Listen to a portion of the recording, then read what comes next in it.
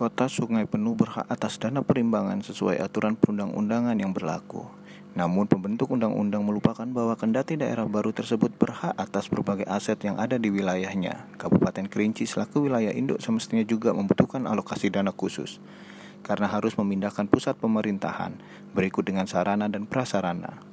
Sedangkan dalam Undang-Undang Pembentukan Kota Sungai Penuh hanya mengatur pemenuhan hak atas daerah baru saja.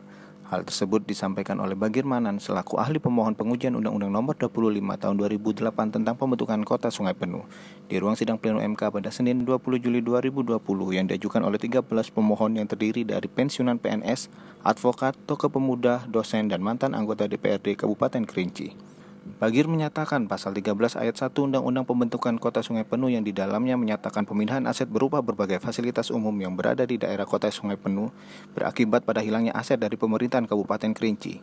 Bagir memandang ketentuan hukum harus logis dalam hubungannya dengan norma agar tersusun sebagai sistem yang baik dalam sebuah pemerintahan.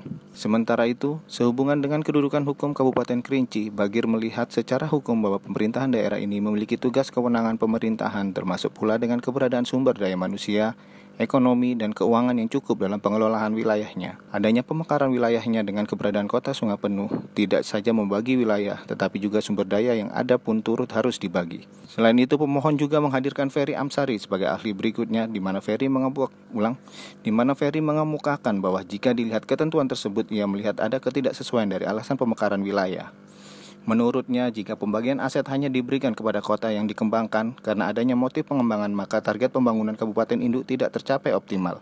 Seharusnya, lanjut Ferry mengatakan ada gagasan untuk membangun kesempatan yang sama antara daerah baru yang dalam masa proses transisi dan daerah yang juga membutuhkan dorongan agar tidak mengalami kemerosotan.